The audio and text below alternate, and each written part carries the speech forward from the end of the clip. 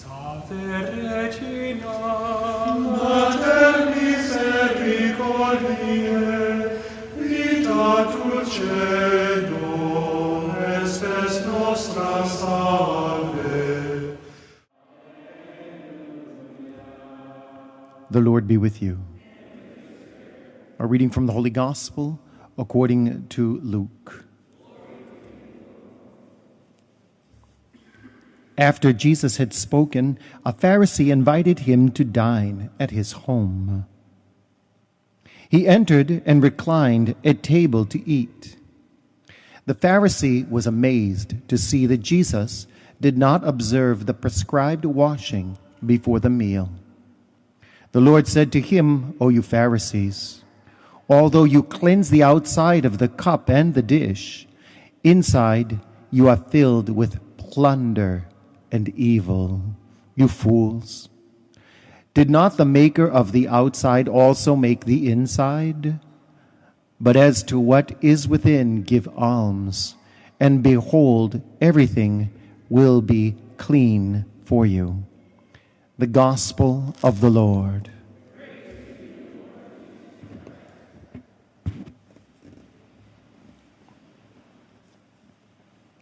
Today is the feast of St. Ignatius of Antioch, martyred in around the year 107, torn to pieces by beasts in the arena. And he writes a letter that is part of the Liturgy of the Hours. He writes a letter or a series of letters to different churches while he's journeying to Rome to receive his sentence and stand for martyrdom. And in his letter, basically, he tells the Christian community, don't do anything to stop me, because I'm going to lay down my life for Christ. And he says this, I am no longer to live a merely human life. Think about that for a minute. I am no longer to live a merely human life. Oh, how we have settled for mere humanity. St. Paul describes it well in our first reading today. He talks about people who trade a lie for the truth. The truth is, God has made us to be one with Him and share in His divinity. And this gift is given most profoundly to us when we're baptized. And yet we still have a tendency to live like it's only about here on earth, when we've been given the complete package for divinity in Jesus Christ.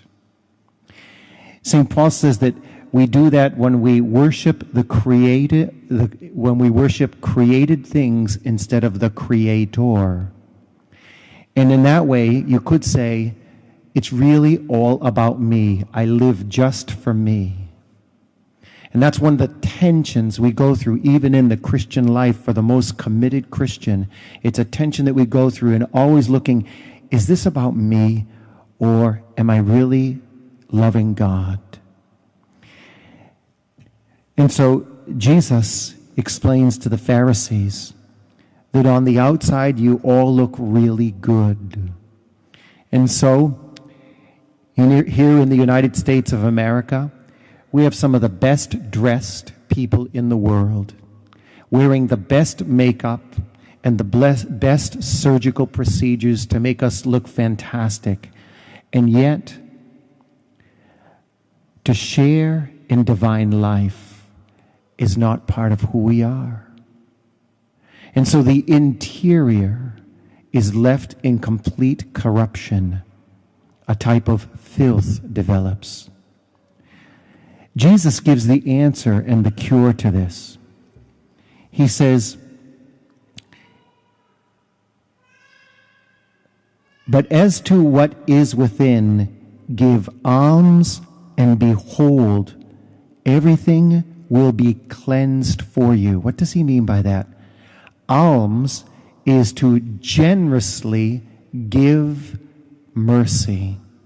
especially to those in most need. You know who's the most need?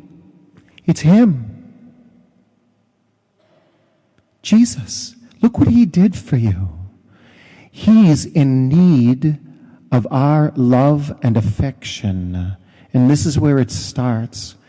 When the treasure of Jesus is accepted in our hearts and we give him, we fulfill his need for a home in our hearts.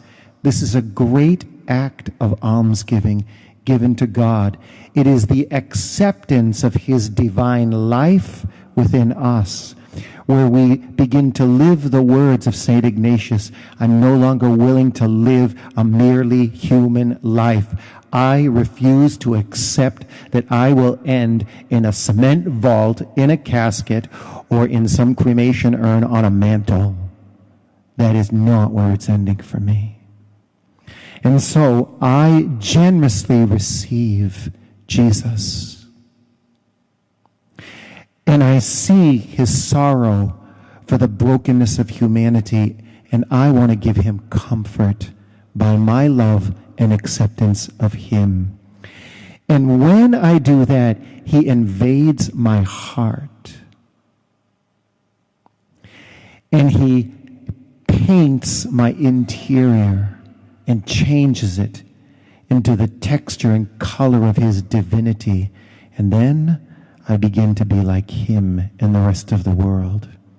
And so almsgiving isn't only about accepting Jesus, but it's almsgiving is about accepting in mercy the Jesus in everyone I meet and treating everyone like Christ. And so receiving Jesus becomes the key to all of this. St. Paul would say it beautifully in his letter to the Galatians. It's no longer I who live. Christ lives in me. Christ lives in me. We need to put an end to living only for earthly things and only for the human life. But the human life was always made to be fused with the divine life. What a beautiful call that you have all been given for yours to receive. Jesus. Regina Celi, letare, alleluia, qui aquam merum isti portare, alleluia, resurrectio